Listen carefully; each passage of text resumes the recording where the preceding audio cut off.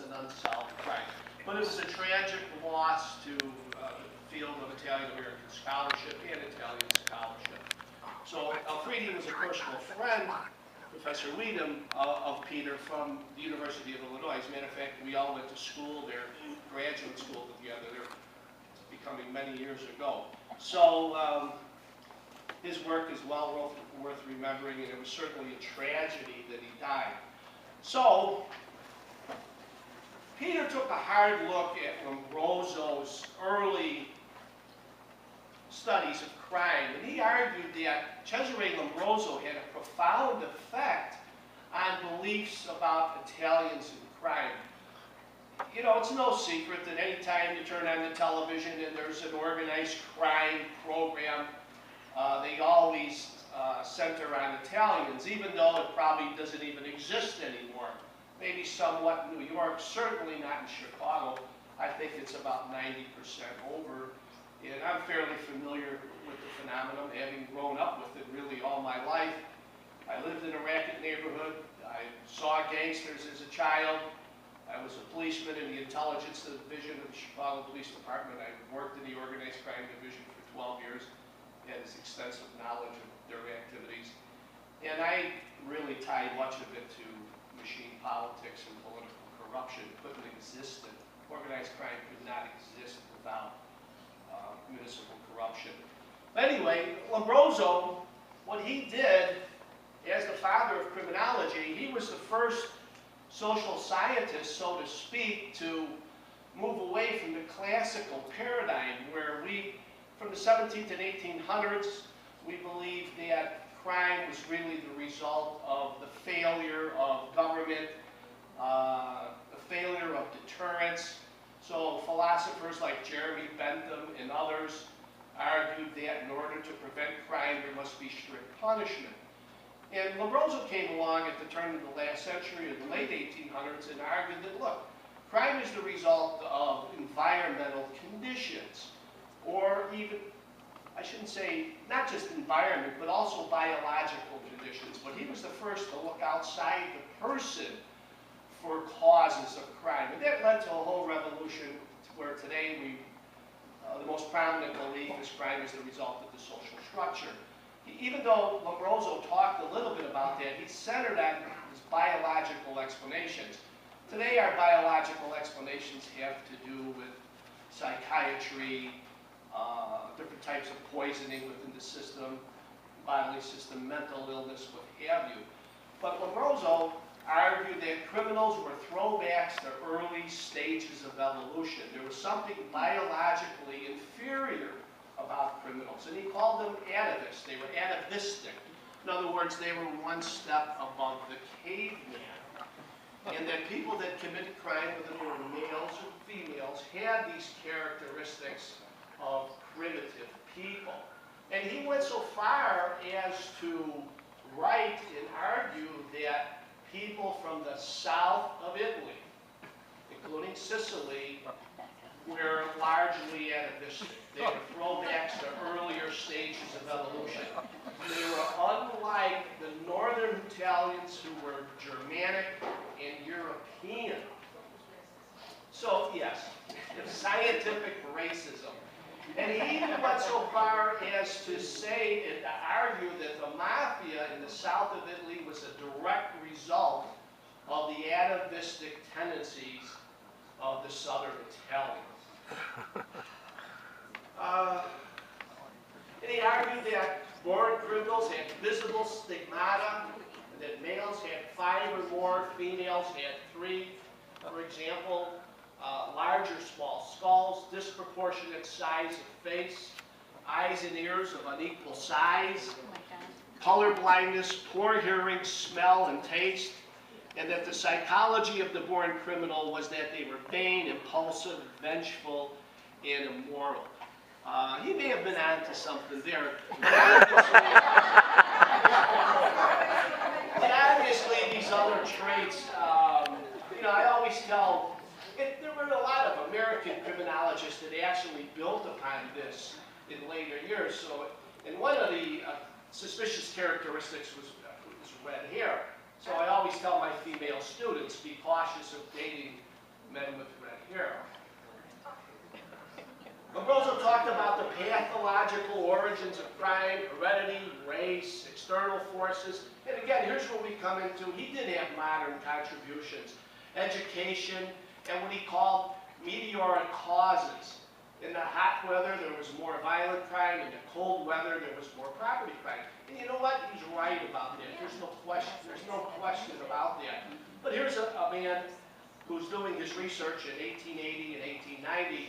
What he actually did is he compared the body types. He went and measured the heads and the arms and collected eye color and other types of data. And he compared prisoners to Italian military members, Italian soldiers. And that's where he came up with these differences.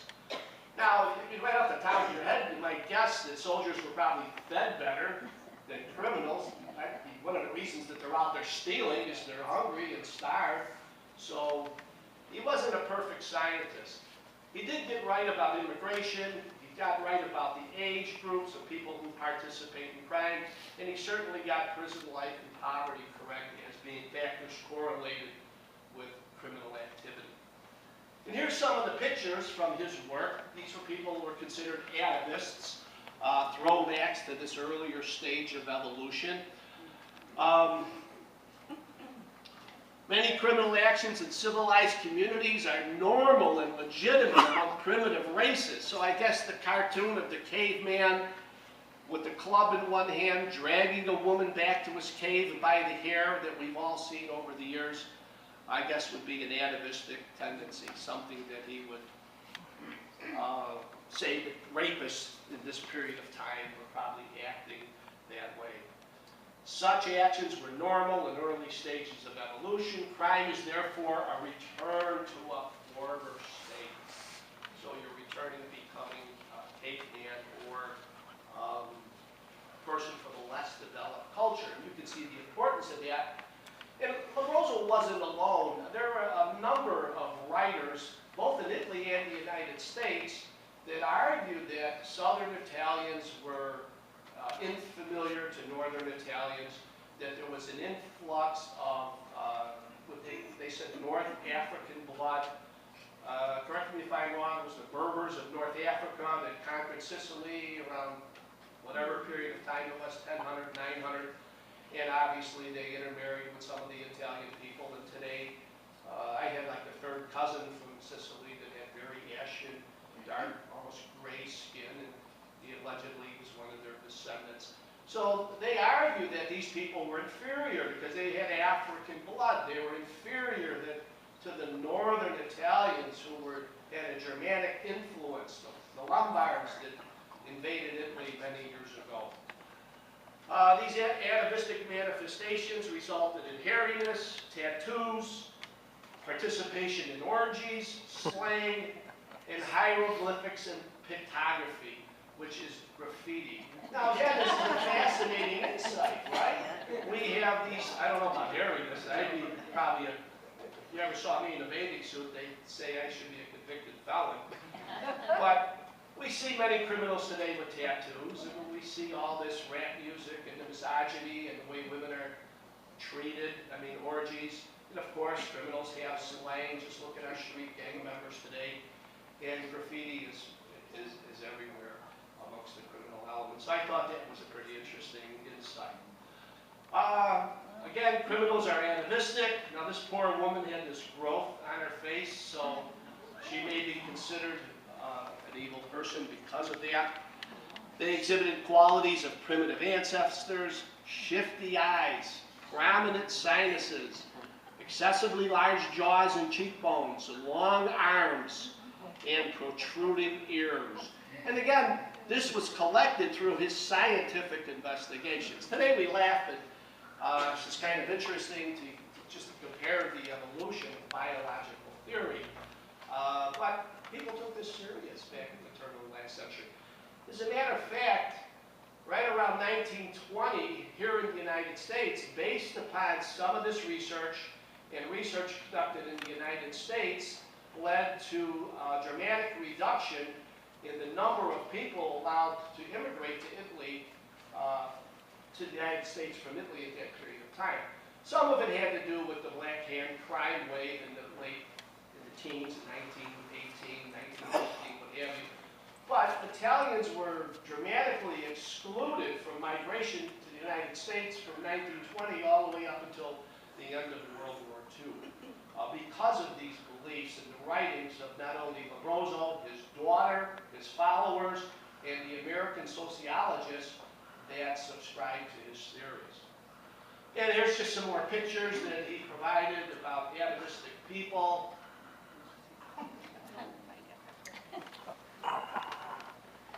And again, I mentioned earlier that Peter's work was very enlightening, and it helped me sort out the different explanations for organized crime.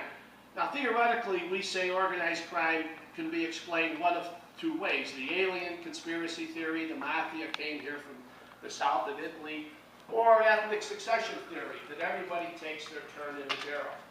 And that's certainly the one that I favor. The Irish ran organized crime here in Chicago before any Italians were even here. And today we see blacks and Hispanic running the street gangs and the organized drug distribution networks. So the alien conspiracy theory argued that organized crime is the direct result of the mafia, and the Camorra originated outside of American society, imposed by men in an ethnic conspiracy, and that Southern Italian culture contributed to success in organized crime. And I think these two cultural traits may have made some Italians better gangsters. Vendetta and omerta. Omerta not meaning you don't talk, you have to be silent. Omerta means being a man. Vendetta certainly is you take the law into your own hands. So if you were part of a group here, if your loyalty was to some subculture or subgroup, and you've learned your whole life not to call the police, because you couldn't call the police in Sicily because the police were all foreign occupiers and you couldn't trust them. So you took the law into your own hands. So Lambroso's work, and particularly his writings about the mafia and the fact that Southern Italians were wayward people, so to speak, or less intelligent to the north, contributed directly to this alien conspiracy theory. The other thing is that this period in history, we had no other explanation. It wasn't until the late 1920s that Clifford Shaw and Henry McKay, Clifford Shaw will be the subject of my lecture this afternoon, the Chicago Area Project and the development of the theories of social disorganization, the argument that criminals were born and raised and grown and cultivated right here in the slums of American society, that criminals are the result of social structural conditions. At the time of Italian immigration, we didn't have that modern explanation for why people, young people in particular, participate in delinquency. It wasn't until the late 20s with Shaw and McKay that we now had an alternative explanation. So, at Lambroso, because of Lambroso, and early on, at this period of time, at the time of large-scale Italian immigration to the United States, the only criminology theory we had to explain Italian participation in crime was Lambroso's work. And that's a quick summary, and I'll be glad to answer any questions. Lambroso was obviously Northern Italian. Oh, yeah. Yes, he was. But my question is, in view of all of these mistakes, the big deal is that he looked somewhere to create some sort of organized theory? I mean, Oh, yeah. I mean, as you can see, that some of his work, a third of his work was right on. It's this scientific racism that people really didn't understand. One of the most famous sociologists in American history is Edward Redmond Ross in the early 1900s, and he wrote prolifically against the Italians and other immigrant groups. And they're destroying America, that we allow these people to come here, they have nothing to contribute. I mean, my God, according to Channel 11, and I love this statistic, when they did a special on Italians, more Italians were involved in the American Armed Forces during World War II than any other ethnic group. So Italians contributed nothing, right, to America? It's absurd. Italians contributed a lot. But this whole hegemonic narrative of the mafia has really overshadowed much of Italians' contributions to this country. Yeah. The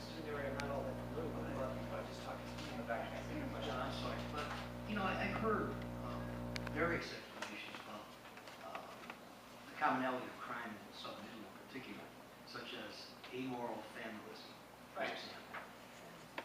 And moreover, more recently, I can't but come up with the names right now, but I've heard and read about people looking at genetic reasons for crime, or more along the lines of chemical imbalances. And then I remember reading about someone doing MRI studies on people who've been convicted of murder. I wonder if you can address something. Different department. I'm a sociologist. That's hard science. But yes, you're right. There are biological influences, and modern research is really heading in that way. And it's an outgrowth it's a modern outgrowth of Lambroso's work. As a matter of fact, Loyola just did a conference about a month ago about research on the brain and people in criminals and their brain functions and what have you. So we're moving in that direction. There's no question about it. But to me, the sociology is still Sean McKay's social disorganization, strain theory, things like that. One day it may be off the street. In this direction, I wanted to ask you, what do you think has been the contribution of the Chicago urban sociology of urban studies in the 1929? I'm thinking about the Gold Coast and the slum and street corner culture. The studies on the Italians, what did they do? How did they contribute? Well, you know, that's my whole paper this afternoon. I'll briefly mention it. The unsung heroes of sociology are Chicago's Italian communities. Nowhere in Sean McKay's work do they talk about the contributions of Chicago Italians. In Shaw's report to the Wickersham Commission back in the 30s, late 20s, President's Commission on studying the ill effects of prohibition in the United States, he talks about that the delinquency areas of Chicago were directly affected by vice, racketeers, gangsters in these inner city areas, what are known as the river wards. And I've often wondered, had a different ethnic group been the inner city residents during Prohibition, would we have had a different lineage of gangsters in the United States? We just happened to be the poor people at that time in history. We just also, again, getting back to World War II, we just happened to be the biggest ethnic group probably in the main cities of the United States, which directly contributed to our Italian participation in the American military. But we also would like to think there was a certain amount of patriotism. Yes? Yeah. A moral familism is Yeah. I'll pass it to you right after. Okay. So, two comments. One, in terms of Lambroso, I would think it's also important to emphasize, looking at it from a larger European perspective, that we're kind of trashing Lambroso from the perspective of the early 21st century.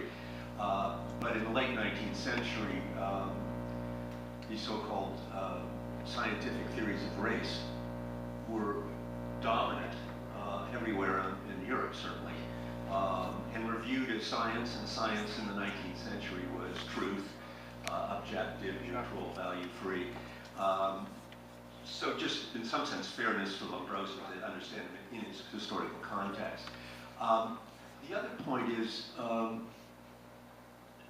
I was thinking in terms of what I was arguing about the distinctive traits of Italians, those strong bonds of family, kinship group, loyalty to your local networks. I think you suggested, but doesn't that also sort of function well within the ranks of organized crime? Sure it does.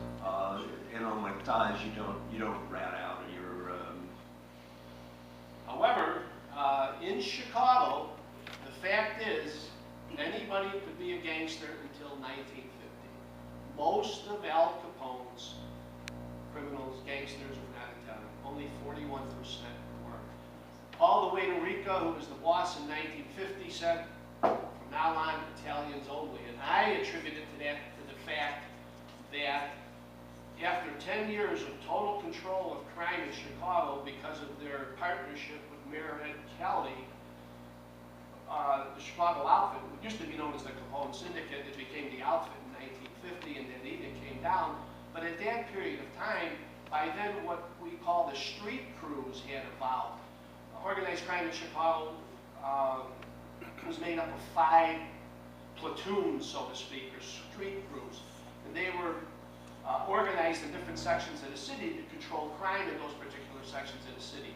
And what percolated up was the fact that there were Italian neighborhoods in each of these areas, and these guys all kind of gravitated together. So, kind of what came first, the chicken or the egg? Was it the fact that they wanted only Italians, or was it the fact that because of the structure of the organization, the members in fact became Italian? Yeah, you blew up my argument very effectively. We have time for one more. Would you like to make a comment? I wanted to say, the moral familism is the brainchild of Banfield, who wrote the moral basis of a backward society. He did research, it was published in the 50s, he did research in Basilicata, and the theory has largely been debunked. For one reason, he didn't speak Italian. He had an Italian-American wife who spoke dialect, who did most of the interviewing of these people, and which resulted in this big slam. Well, you know, you bring up an excellent point, and I never knew that because, you know, all of us have asked. You know, here in the United States, everybody was, well, we call them Lombardo. You know, everybody, if you were Italian from the same village or lived in the same neighborhood, you might as well be family. It was that simple. Well, according to moral familism, nobody helped. Nobody. Your immediate family and extended kinship group, godparenthood, what have you, but that's it. The guy next door was starving, let him starve because you were so poor you couldn't afford to help him out. That's a moral family. And that just wasn't the case here in the United States. Italian communities are the most famous in history as far as cohesiveness and togetherness and working amongst themselves. And we'll demonstrate some of that this afternoon. Okay, thank you very much.